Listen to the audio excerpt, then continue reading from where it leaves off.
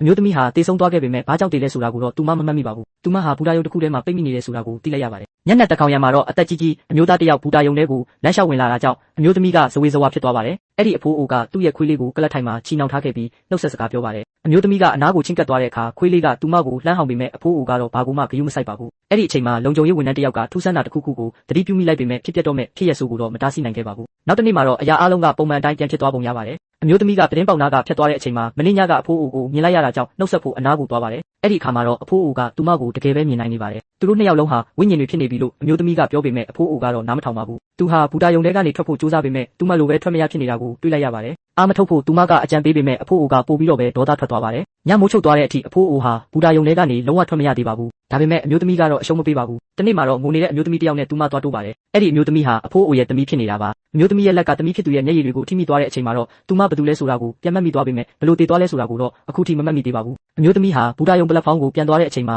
သူမကိုလာပြီးစွန့်တို့အမျှဝေနေတဲ့သူမရဲ့မိဘတွေနဲ့ကောင်လေးကိုမမျှော်လင့်ပဲတွေ့လိုက်ရပါတယ်။သူတို့ပြန်တဲ့အချိန်မှာတော့သူမကနောက်ကနေလိုက်သွားခဲ့ပါတယ်။အံ့ဩစရာကောင်းတာကသူမဟာလက်မှတ်ဖြတ်တဲ့ဂိတ်ကိုအလွယ်တကူပဲဖြတ်သွားနိုင်ခဲ့ပါတယ်။နောက်ဆုံးမှာတော့သူမဘူတာယုံထဲကနေထွက်ခွာနိုင်ခဲ့ပါပြီ။သူမဟာသူမအသက်ရှင်စဉ်ကဝယ်ထားခဲ့တဲ့တိုက်ခန်းစီကိုကောင်လေးနောက်ကနေလိုက်သွားပါတယ်။အမျိုးသမီးဟာတကားကိုဖြတ်ဝင်သွားတဲ့အချိန်မှာသတင်းစာတစ်စောင်ကိုသတိပြုမိလိုက်ပါတယ်။အဲ့ဒီသတင်းထဲမှာသူမနဲ့အဖိုးအိုအကြောင်းပါဝင်နေတာပါ။သတင်းထဲမှာဖော်ပြထားတဲ့တည်ဆုံးရတဲ့အကြောင်းရင်းကတော့စိတ်ကျန်းမာရေးဖောက်ပြန်မှုကြောင့်လို့ဆိုပါတယ်။အမျိုးသမီးဟာအရန်ကိုဇဝေဇဝါဖြစ်သွားပါတယ်။နေရန်ပေါ်ကဓာတ်ပုံတွေကိုကြည့်လိုက်တဲ့အခါမှာတော့သူမပိုပြီးနားမလည်နိုင်အောင်ဖြစ်သွားရပါတယ်။ဓာတ်ပုံတိုင်းမှာသူမဟာတောက်ပစွာပြုံးနေတာပါ။ဒီလိုလူမျိုးကဘယ်လိုလှုပ်စိတ်ဝေဒနာခံစားရနိုင်မှာလဲ